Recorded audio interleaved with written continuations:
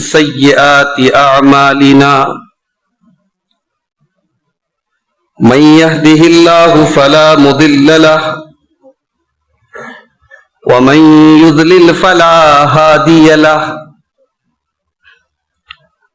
وأشهد أن لا إله إلا الله وحده لا شريك له وأشهد أن محمدا عبده ورسوله يا أيها الذين آمنوا اتقوا الله حق تقاته ولا تموتن إلا وأنتم مسلمون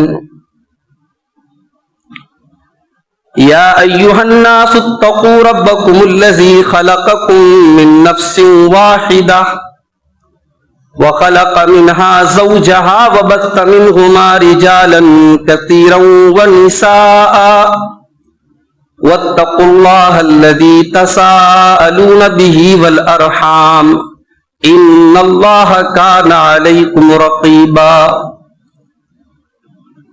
يا أيها الذين آمنوا اتقوا الله وقولوا قولا سديدا يصلح لكم أعمالكم ويغفر لكم ذنوبكم ومن يطع الله ورسوله فقد فاز فوزا عظيما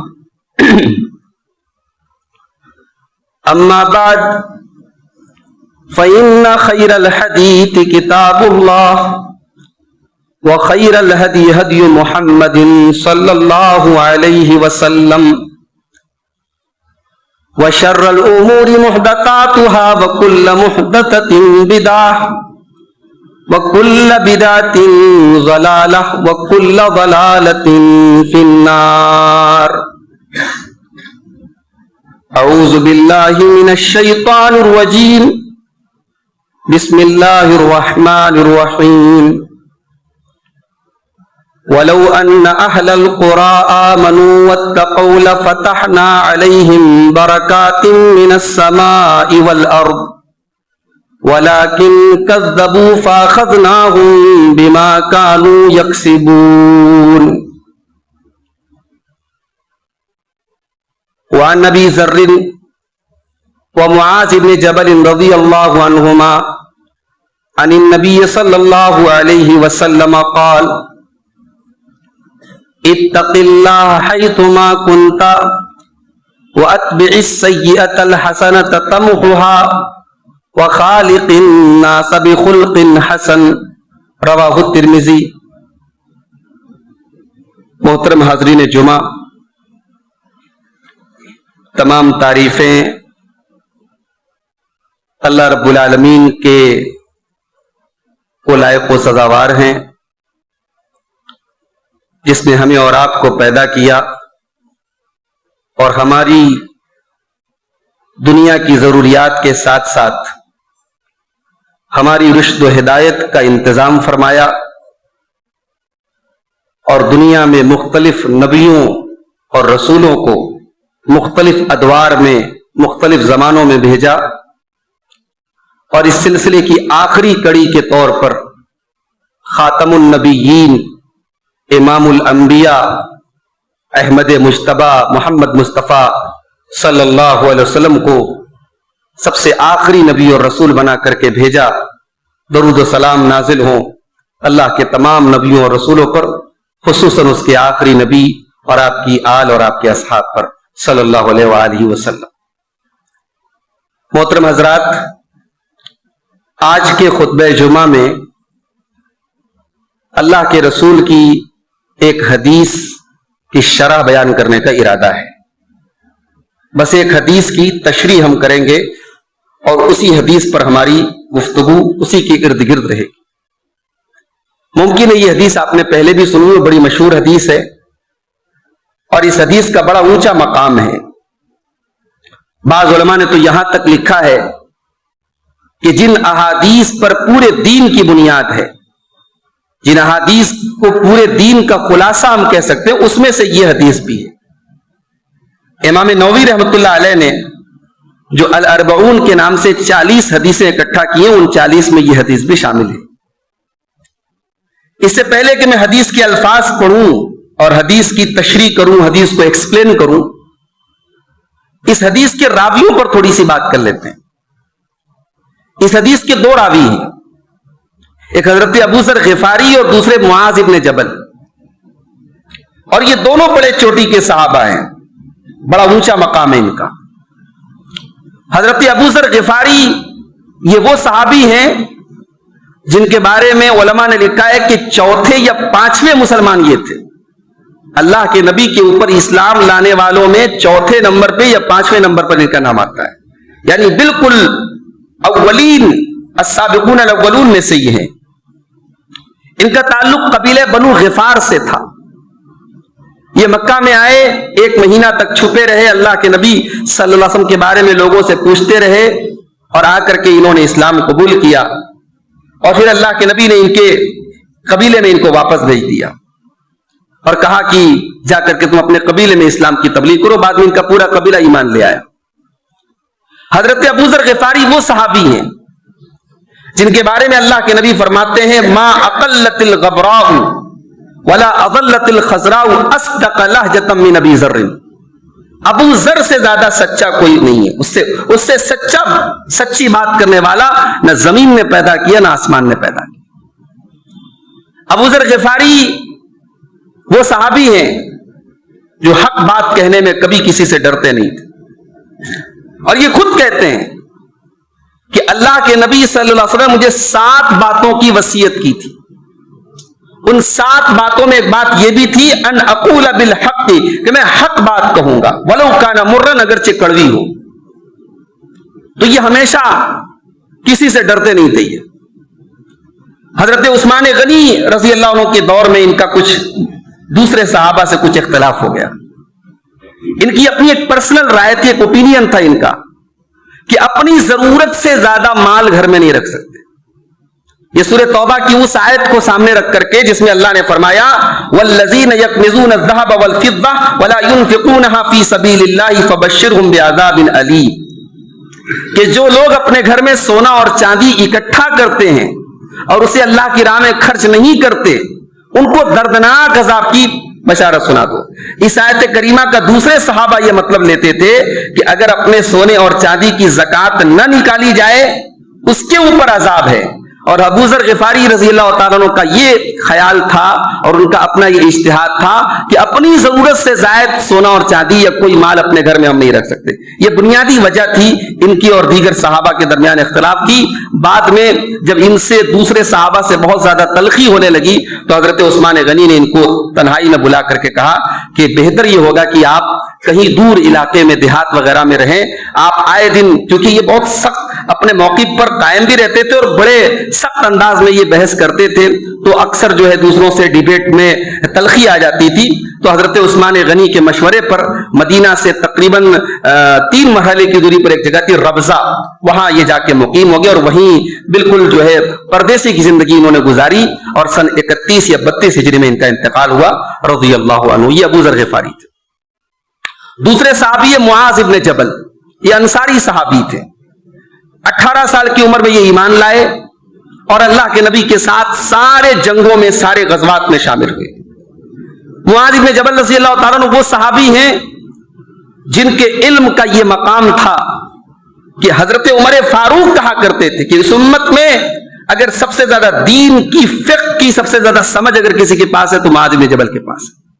ان کا انتقال 18 ہجری میں حضرت عمر فاروق کے دور میں جب طاعون کی بیماری پھیلی تھی, ملک شام کے شہر امواس میں ہوا تھا. اسی طاعون کی بیماری کے بارے میں اللہ کے نبی کی حدیث ہے کہ جو طاعون کی بیماری میں انتقال ہوتا ہے وہ شہید ہوتا ہے, تو اسی بیماری میں ان کا انتقال ہوا تھا. معاذ بن جبل بھی اللہ کے نبی کے بڑے چہتے صحابی تھے.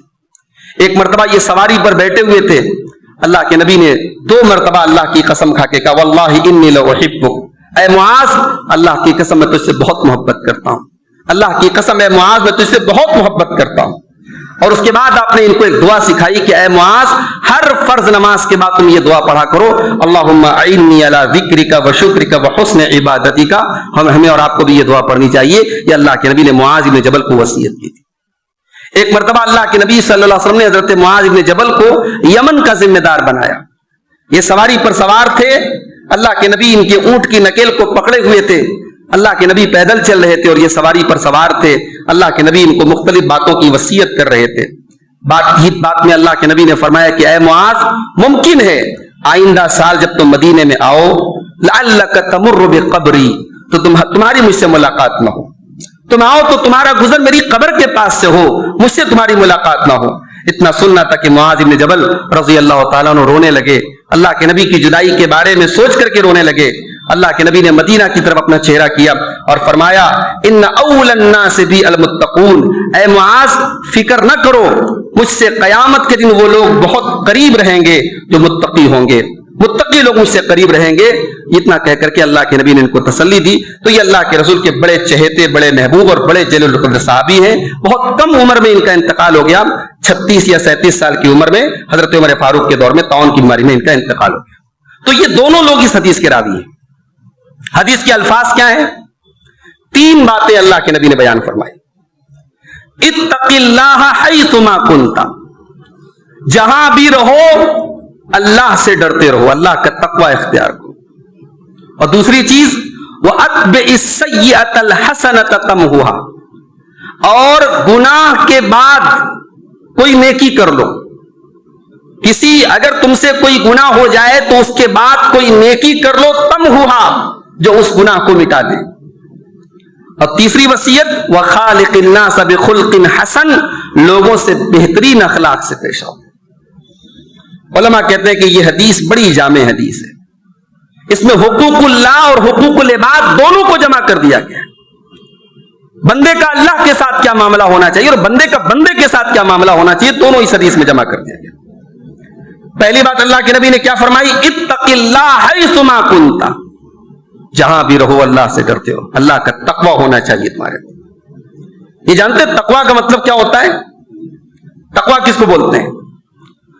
تقوی کا مطلب ہوتا ہے کہ آپ اپنے درمیان اور اللہ کے عذاب کے درمیان آڑ بنا دیں. وقایا بولتے ہیں آڑ کو.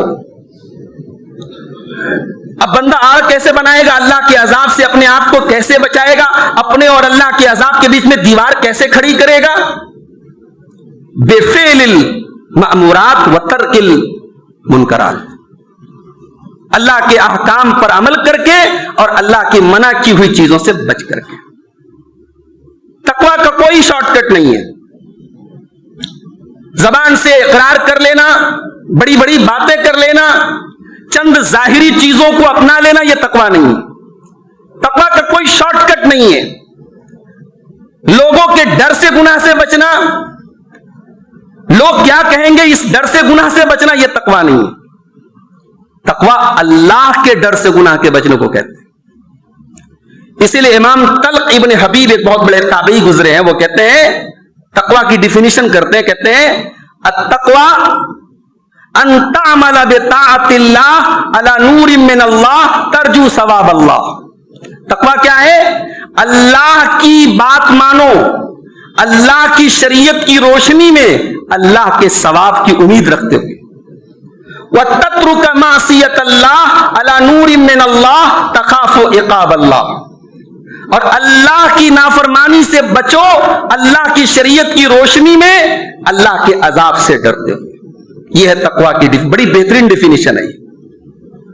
رمضان کا مہینہ ابھی گزرا ہے، تراویح ہم نے پڑھی ہے، روزے ہم نے رکھے ہیں، قیام اللیل ہم نے کیا ہے، لیکن آپ نے ان حدیثوں پر غور کیا جس میں رمضان کے روزے کی اور قیام اللیل کی اور تراویح کی فضیلت اللہ کے نبی نے بیان کی اور اس پر پچھلے تمام گناہوں کی مغفرت کا وعدہ آپ نے کیا؟ اس میں ایک شرط لگائی تھی اللہ کے نبی نے. اگر آپ نے رمضان کے جمعے کے خطبے غور سے سنے ہوں گے، وہ حدیث آپ نے سنی ہوگی، اس میں ایک شرط لگائی تھی اللہ کے نبی. من صام رمضان ایمانا واحتسابا غفر له ما تقدم من ذنبه، جس نے رمضان کا روزہ ایمان کے ساتھ رکھا ہوگا اور ثواب کی نیت کے ساتھ رکھا ہوگا، لوگوں کے ڈر سے نہیں. لوگ کیا کہیں گے؟ من قام رمضان ایمانا واحتسابا، جس نے رمضان میں اللہ کے ثواب کی اور اللہ کے اجر کی امید رکھتے ہوئے قیام اللیل کیا، تراویح پڑھی، اس کے پچھلے گناہ معاف ہو جائیں گے.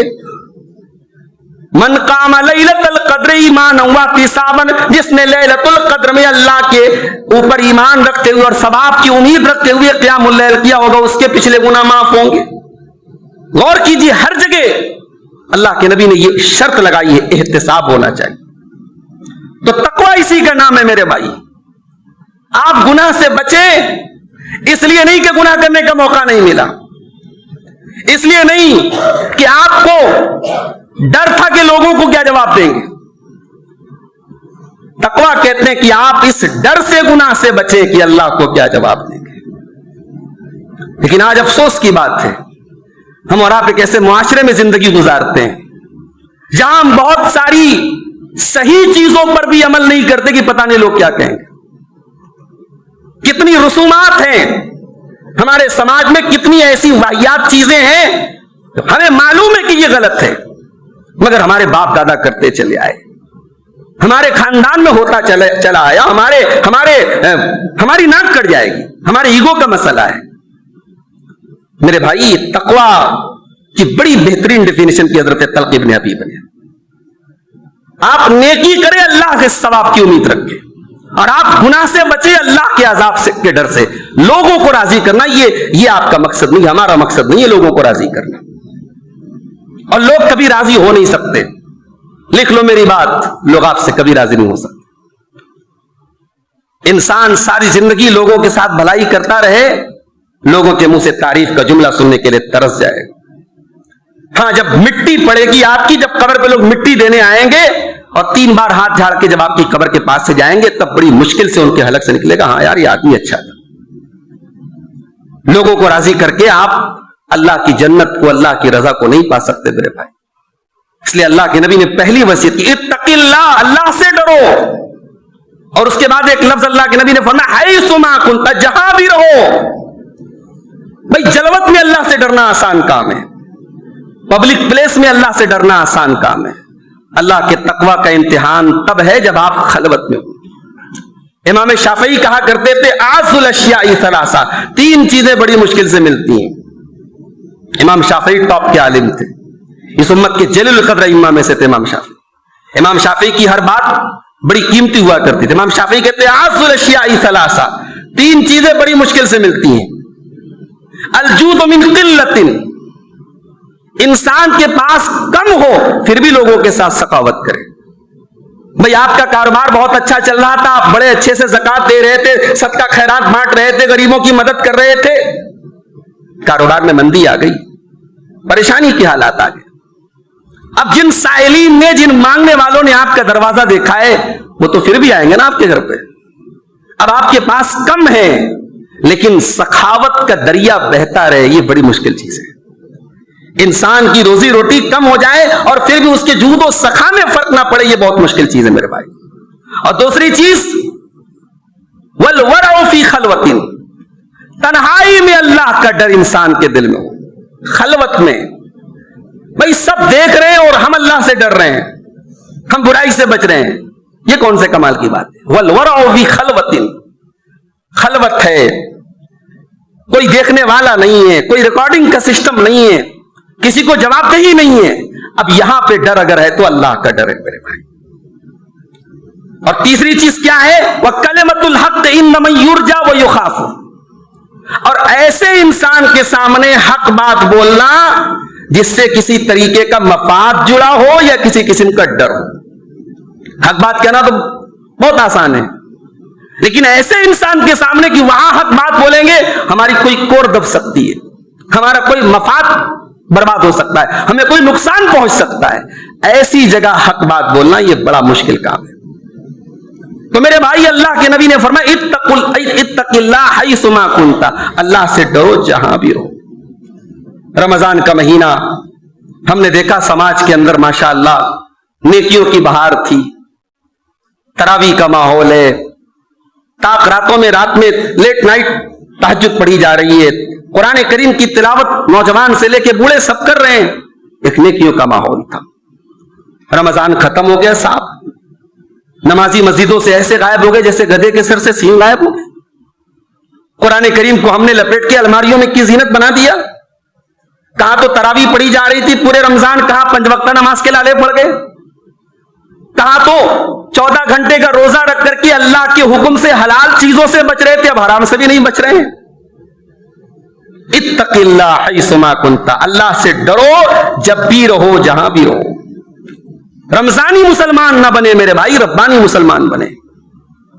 امام بشر الحافظ سے کسی نے پوچھا کہ بعض لوگ ایسے ہیں کہ رمضان میں بہت گناہوں سے بچتے ہیں، باقی دنوں میں ان کی زندگی میں بڑے بڑے گناہ ہوتے رہتے ہیں، باقی سال کے 11 مہینے جو ہے وہ گناہوں سے نہیں بچتے۔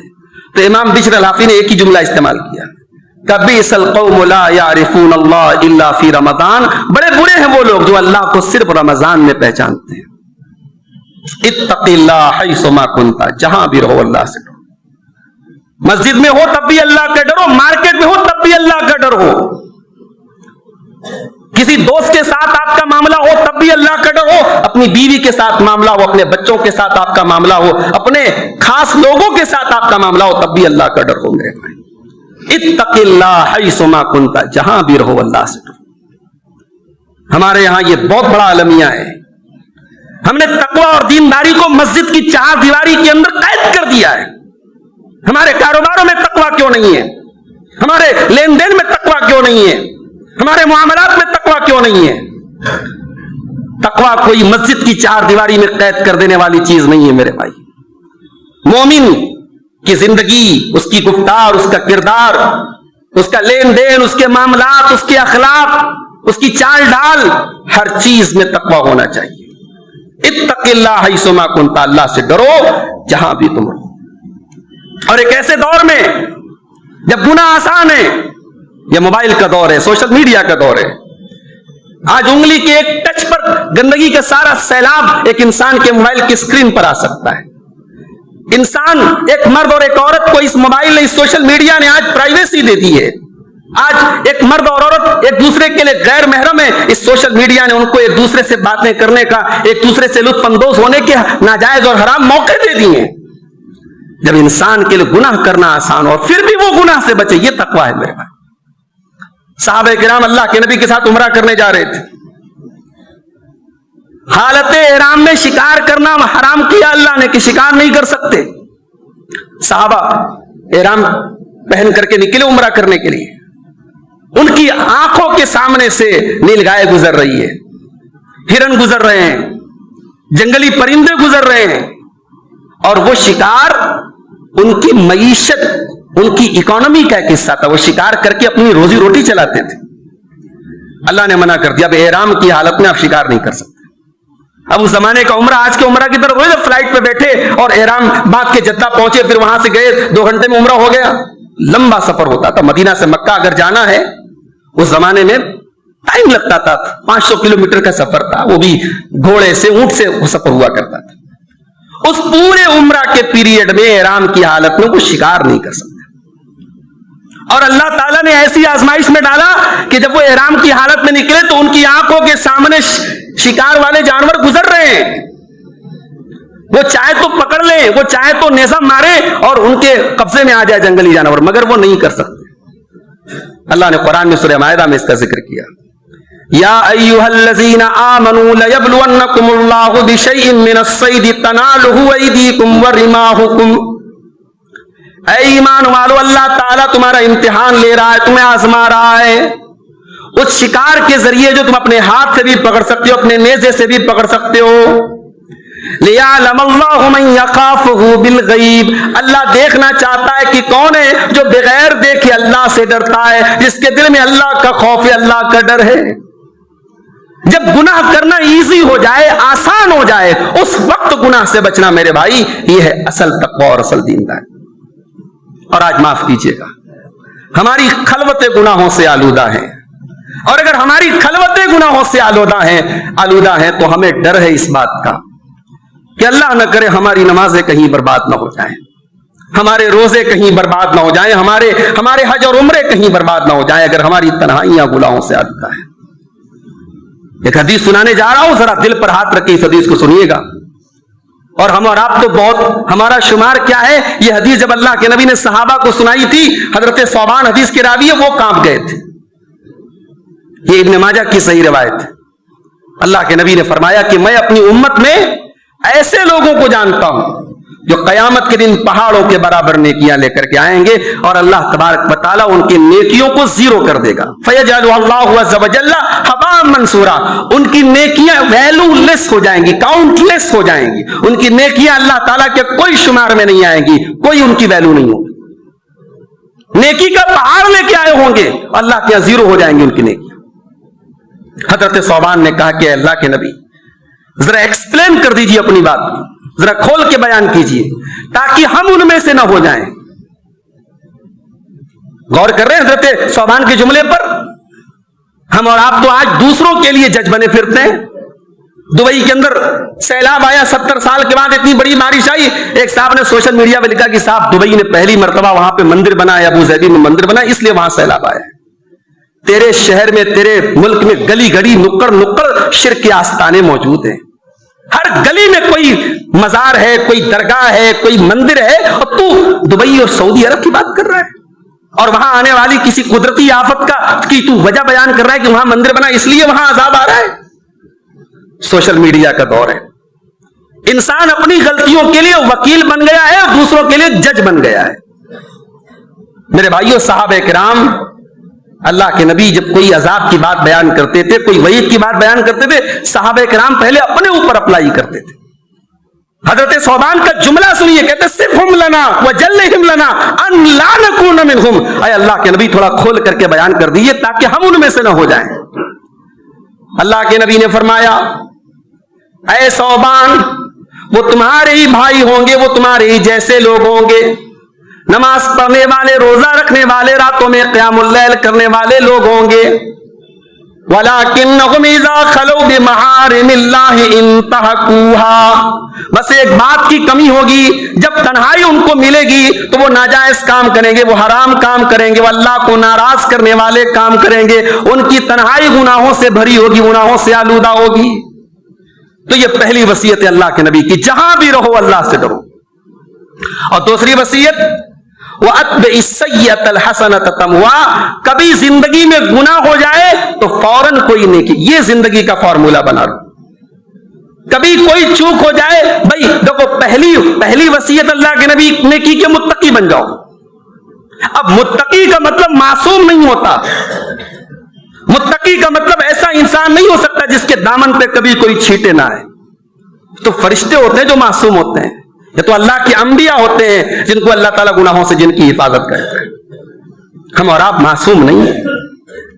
ہم جتنے بھی متقی اور پرہیزگار بن جائیں, ہم سے تو کچھ گناہ سرزد ہوتے ہی رہتے ہیں.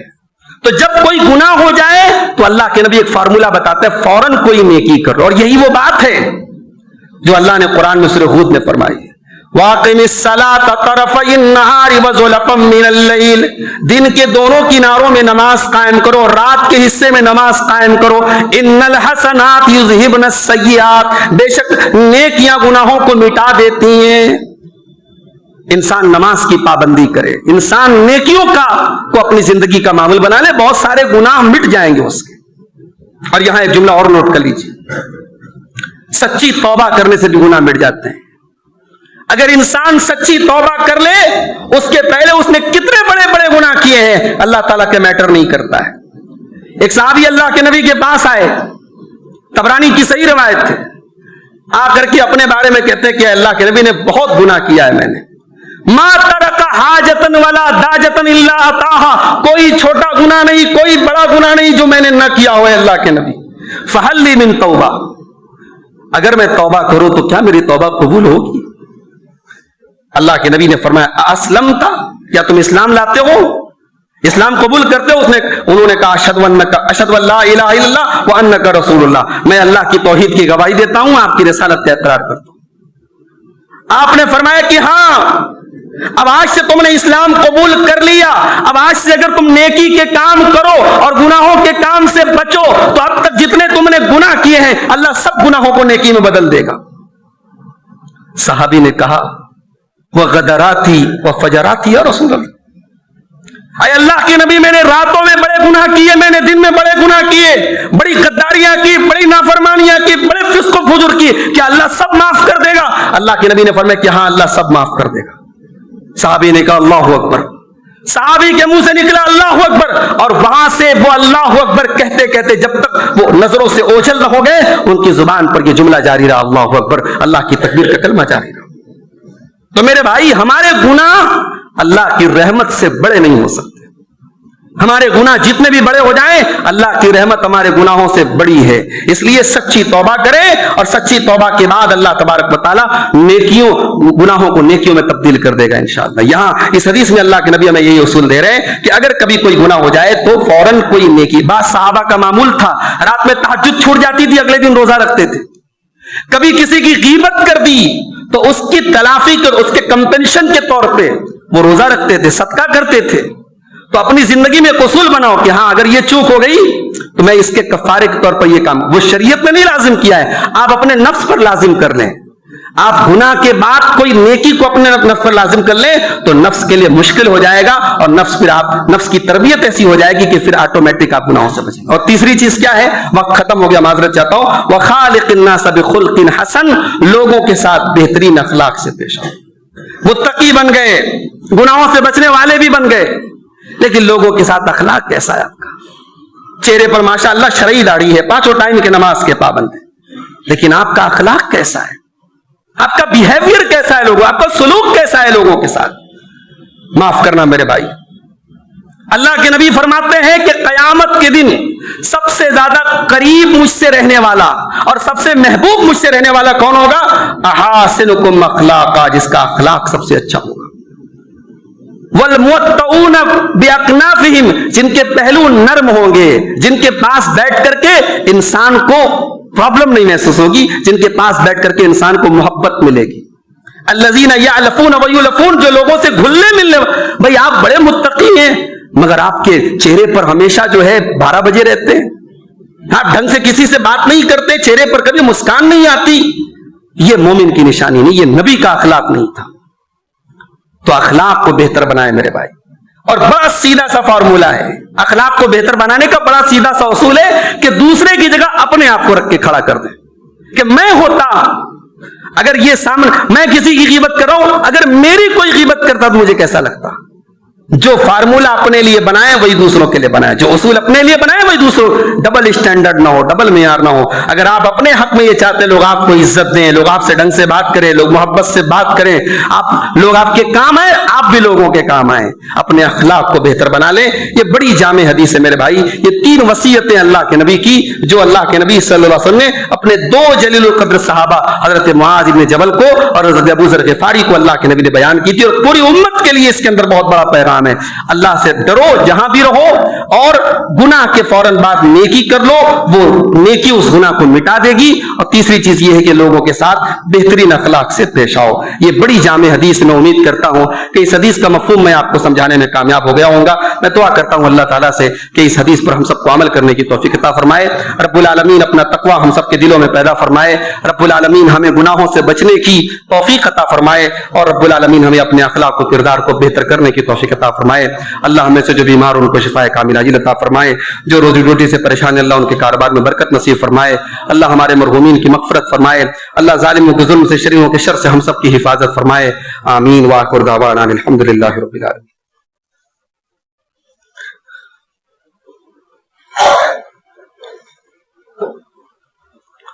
الحمدللہ کفا وسلام علی عبادہ الذین اصطفى، اما بعد۔ اعوذ باللہ من الشیطان الرجیم، بسم اللہ الرحمن الرحیم۔